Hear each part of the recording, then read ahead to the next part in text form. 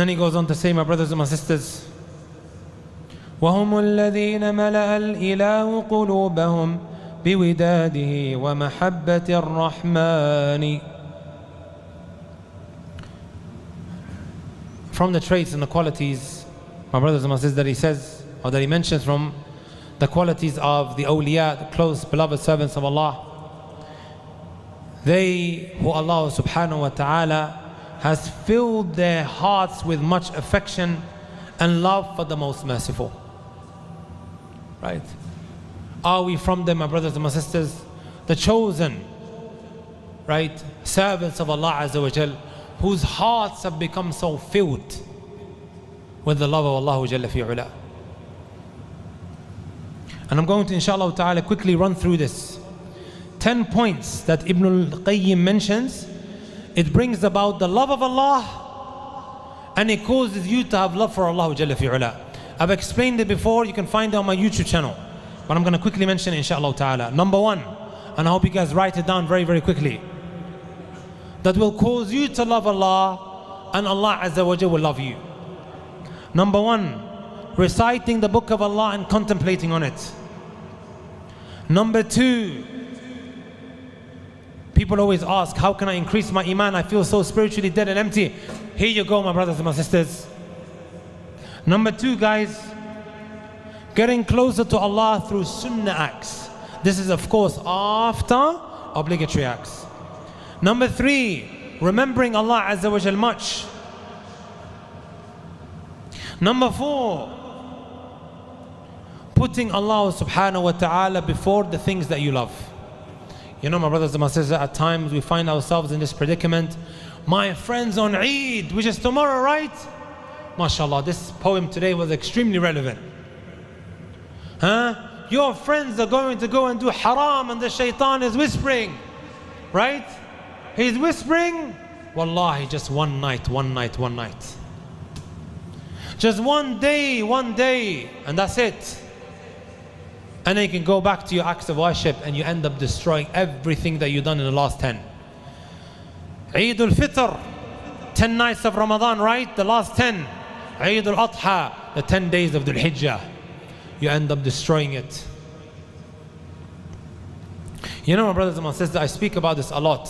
How an individual, right, may end his life. It could be that he's alcohol in his mouth.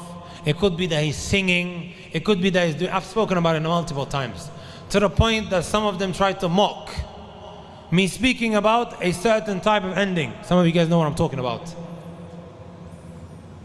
I remember last Eid, again they tried to make fun. I gave this lecture in Green Lane Masjid, right? Where I talked about how every single Eid I hear about someone who died with alcohol in his mouth, or who died with music being blasted in his car.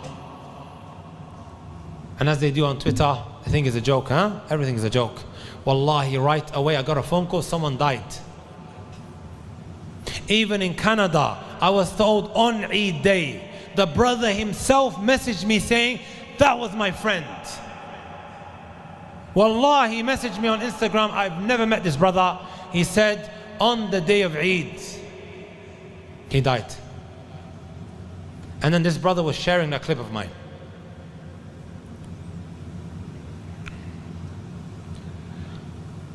And then you have to make that decision.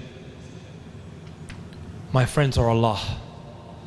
It's times like this, my brothers, you become very beloved to Allah. And you will feel something in your heart that cannot be put into words.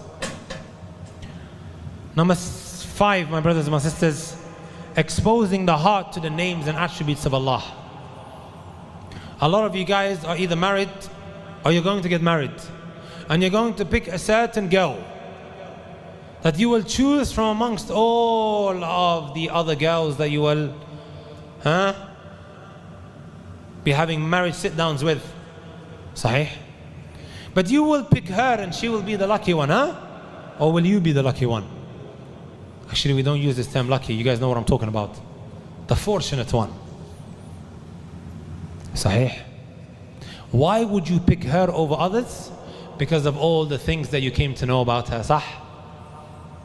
And then later on you find out, MashaAllah, she prays in the night. what an amazing bushra. Sahih. You like someone based on everything you come to know about her. That's just humankind. We respect people based on what we come to know about them. Likewise, when it comes to Allah, He may say something and it falls on deaf ears. Why? Because we don't know anything about Him. And our only source of knowledge that we have of Allah is what? His names and attributes. The more you learn, the more conscious you will be when you are under that blanket and you're about to do haram. Can you see how the Tawheed is connected to our day-to-day dealings and our day-to-day actions? The more you learn about Him, the more conscious you will be of Allah. When that sin presents itself and you're about to commit haram.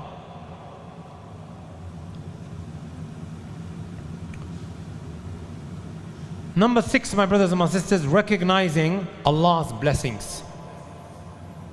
When Allah Azza wa Jalla has given me so much, how can I disobey Him? How can I be disrespectful to the commands of Allah Jalla fi'ala? Number 7, and this is hard to put into words, right? Totally breaking down in front of Allah Azza wa Jalla. وَهُوَ مِنْ أَعْجَبِهَا, He says, إِنْكِسَارُ الْقَلْبِ بِكُلِّيَّتِهِ بَيْنِ يَدَيِ اللَّهِ تَعَالَى. Sometimes when you just break down to Allah, far away from everyone. And when I say everyone, I mean your phone as well. Because your phone is more than everyone. Just you and Allah, you break down. Number 8, my brothers and my sisters, being alone with Allah subhanahu wa ta'ala in the last third. When Allah subhanahu wa ta'ala comes down in a manner that suits His majesty, as mentioned by the Prophet sallallahu alayhi wa sallam, Hadith Abi Hurairah, ينزل ربنا تبارك وتعالى كل ليلة إلى السماء الدنيا.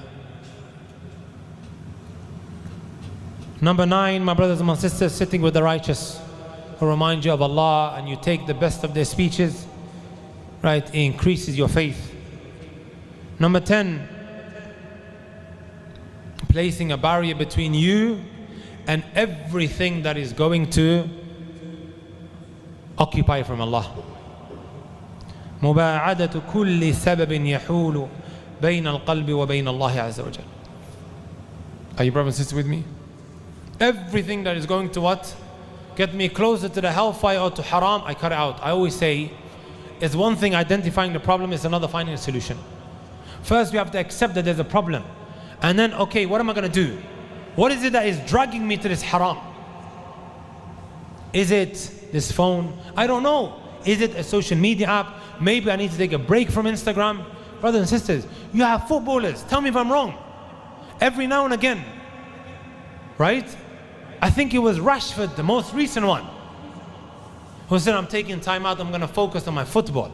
The kuffar do it. Or I'm going to, not the phone, he said, I'm going to go offline when it comes to Instagram. And it isn't even for Allah. It's for what? To save his career. Sahih? I read on this stuff, guys. Don't worry. I know.